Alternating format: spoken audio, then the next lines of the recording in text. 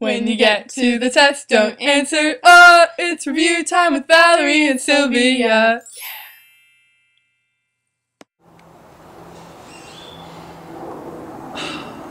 How organic.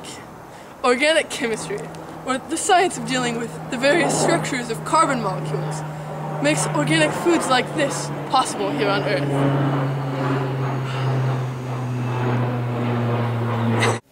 Now let's take a closer look at some of these molecules in depth.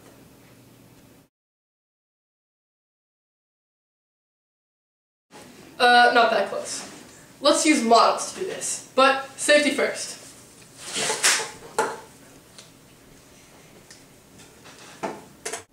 This is a methane molecule. It contains a carbon chain of 1 carbon. And this is an ethane molecule, and it contains a carbon chain of 2 carbons. Both of these are in the alkane functional group because they're connected by single bonds. In addition to alkanes, be sure to be able to recognize these other 8 functional groups. Here's what these molecules would look like 2D.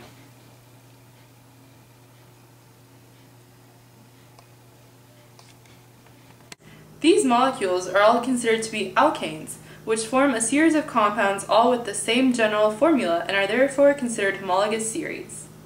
However, it's important to note that although these two molecules look different, they are both structural isomers of propane, because if you put them in a blender, you'd have the same ratio of lemon juice to lime juice.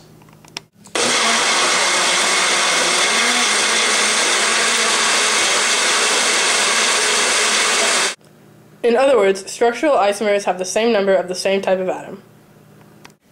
There's an easy way to remember how to name these molecules: methane, ethane, propane, by remembering the prefixes. Use this acronym: me eat peanut butter petting happy husky octopi, or just remember Sylvia eating peanut butter. Now let's talk about naming more complex molecules, such as the one right here. In order to name this molecule, you initially start with the basic structure of the molecule. Here we have a butane molecule, which is an alkane. Because it begins with BUT, it has 4 carbons, which you can see right here. This is the longest carbon chain. Then, because it is a dimethyl, it means that it has 2 methyl groups.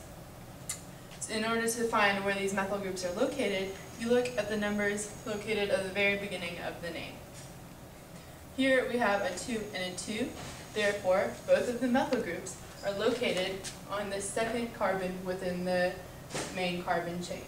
Here is one methyl group, and here is the other methyl group. And by this simple method, you can therefore figure out what this long name translates to within the molecular structure.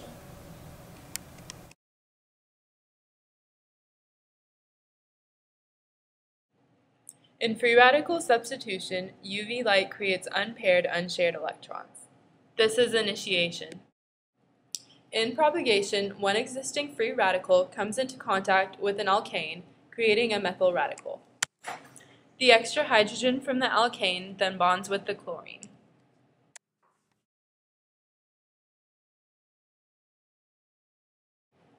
Finally, the remaining 2 radicals react together in the termination phase.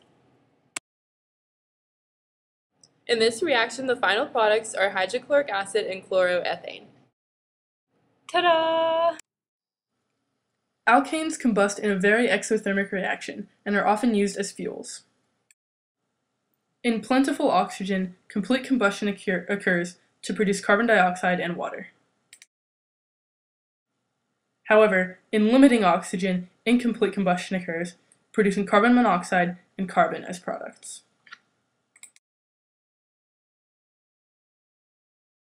Now let's talk about alkenes. Alkenes are characteristic of a single double bond between 2 carbon molecules. The alkenes undergo 4 main types of addition reactions. This occurs due to the low enthalpy of the carbon-carbon double bond.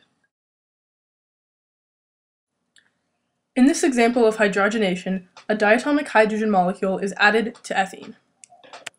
The double bond is broken due to nickel cation catalyst, resulting in an ethane molecule with a saturated bond. Never forget to include the catalyst in a reaction.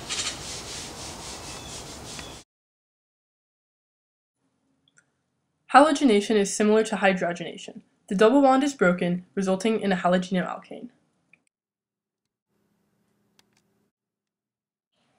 Likewise, in bromination, a diatomic bromine molecule is added to the broken double bond, creating a dihalogenoalkane. This kind of reaction is especially important due to its ability to distinguish alkanes from alkenes. Finally, in hydration, a water molecule is added to the alkane, resulting in an alcohol. Also note that this concept of breaking an alkene's double bond is key to addition polymerization. Now let's talk about the alcohol functional group. To chemistry.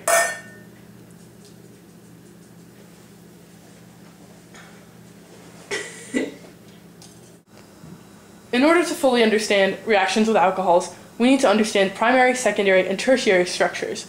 This is an example of a primary alcohol because the alcohol, or the oxygen, is bonded to a carbon that is bonded to only one other carbon. This is a secondary alcohol because the carbon that the alcohol is bonded to two other carbons. Finally, this is a tertiary alcohol. The oxygen is bonded to a carbon bonded to 3 other carbon atoms.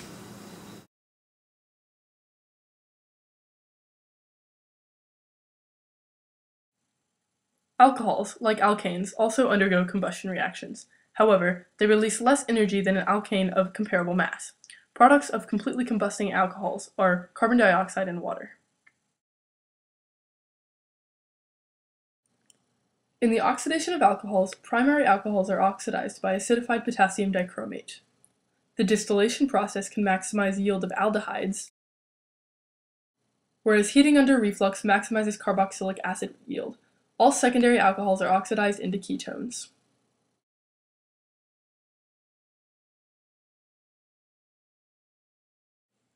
SN1 is a 2-step process of nucleophilic substitution characteristic of tertiary halogenoalkanes. In step 1, the clementine or iodine breaks off with an ion. In step 2, the hydroxide ion bonds to the larger alkane to create an alcohol. 1, 2, 3, bang!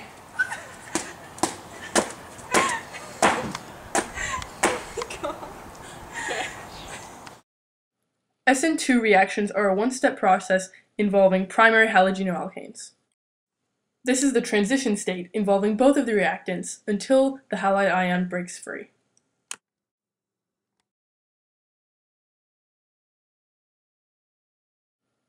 When in doubt, study your reactions pathways chart, because that just about covers it.